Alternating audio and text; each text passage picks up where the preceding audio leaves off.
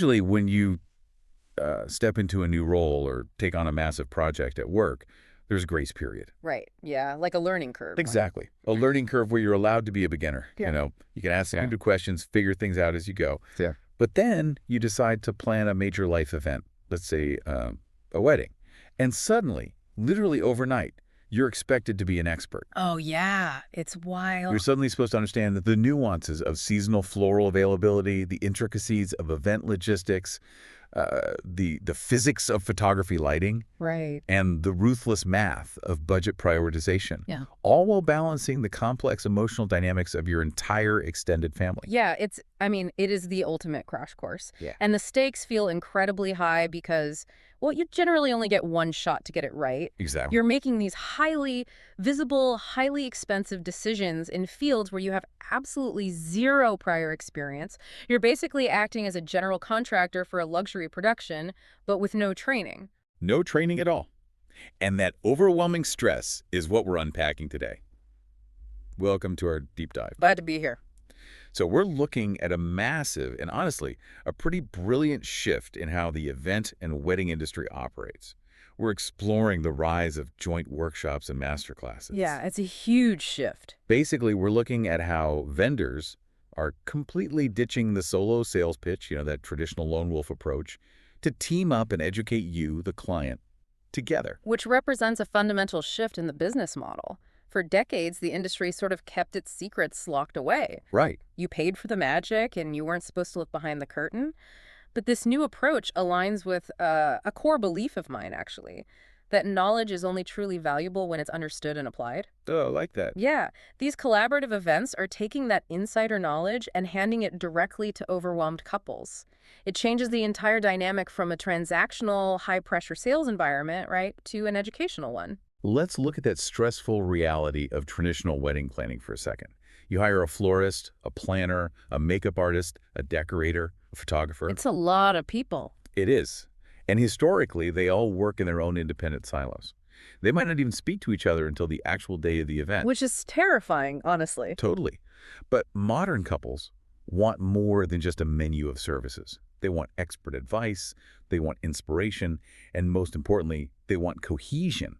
So these vendors are finally joining forces long before the wedding day. And what's fascinating here is the psychology behind this shift. Think about the traditional model from the consumer's perspective. It actively breeds anxiety. Well, absolutely. You're blindly trusting 5 or 6 different individuals who aren't even communicating with each other.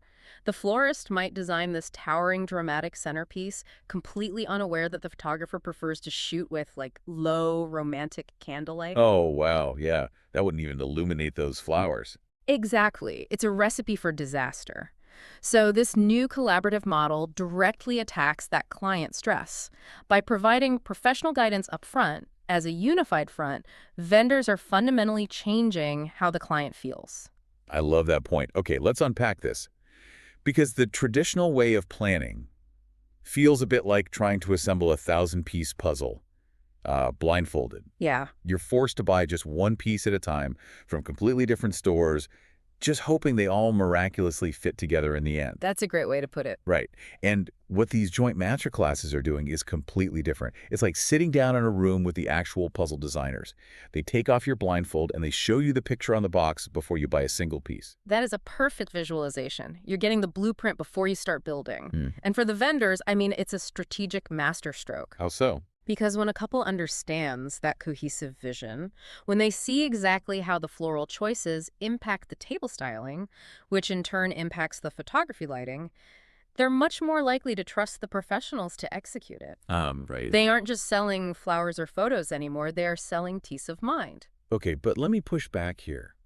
Because, part of the appeal of hiring a planner, or a professional in general, is delegating the work so you don't have to think about it. Sure. If you drag me to a workshop on a Saturday afternoon to learn about lighting techniques and floral seasonality, aren't you just giving me more homework? Well, Like if I'm already stressed, why do I want to go to school for this?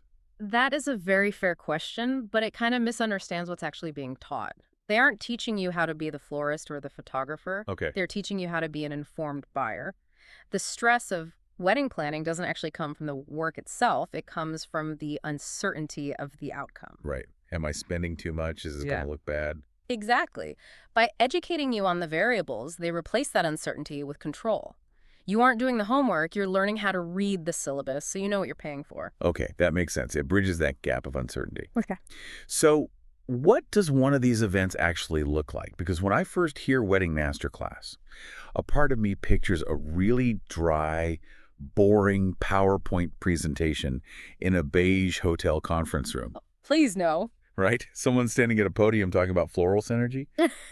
If I'm a stressed out couple, sitting through that sounds like an absolute nightmare. Mhm. How are vendors delivering this education without putting people to sleep? Well, a PowerPoint in a beige room would be a disaster, and the vendors know that. The modern consumer, especially one about to spend thousands of dollars, requires engagement. Yeah. These educational workshops have evolved far beyond standard presentations. Professionals are creating highly immersive, interactive demonstrations. They have to design an experience that leaves a visceral, lasting impression.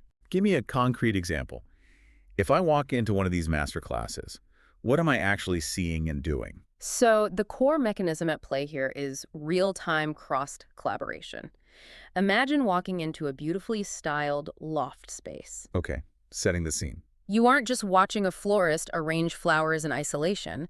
You're watching a florist demonstrate bouquet designs, while right next to them, a wedding planner is discussing how those specific flowers tie into broader color themes for the venue. Oh, wow. Right. And at the exact same moment, a photographer steps in, adjusts a lighting rig, and shows you on a monitor how different angles and lighting techniques will change the way those specific red roses look on camera versus in person. So you're seeing the disciplines overlap right in front of you. You're seeing the cause and effect of your choices pull out in real time. Precisely, and the engagement goes even deeper into hands-on learning. Couples are actually getting involved. Wait, really? Like doing it themselves? Yeah, they're engaging in DIY flower arrangements, they're participating in table styling sessions, like literally moving plates and linens around to see what works, and they're getting hands-on bridal beauty tutorials. They're actively participating in the craft. Which is such a brilliant psychological trick. Mm. Because I imagine the second you hand someone some floral shears and tape, and they actually try to arrange a professional-looking centerpiece themselves, they instantly realize how incredibly difficult it is. Yes, exactly. That is the turning point. When you struggle to make, three roses look elegant together, you suddenly develop a profound appreciation for the craft. Right? The mindset shifts instantly from, wow, this florist is expensive, to, wow, I absolutely cannot do this myself, and this professional is worth every single penny. It completely reframes the value proposition in the client's mind. And beyond the hands-on stuff, there's the direct access element. You're face-to-face with these experts. You aren't typing out an anxious email to an info@domain.com address at 2 in the morning. You can stand there, look the planner in the eye, and ask your specific, burning questions. That Q&A format breaks down the barrier between vendor and client. And the topics they tackle in these sessions are highly strategic. Like what? Well, florists aren't just talking about pretty colors. They're talking about sustainable designs and the importance of seasonal sourcing, which directly explains cost fluctuations to the client. Oh, so they're demystifying the price tags. Exactly. Makeup artists are giving tangible prep kits so the bride's skin is ready months in advance. Photographers are explaining timeline management, which is a massive pain point, and how building buffer time into the schedule is the only way to capture those relaxed, authentic moments everyone wants. And I imagine the planners are tackling the absolute monster in the room, which is the budget. Oh, absolutely. Like how to effectively prioritize spending without feeling like you're compromising on everything.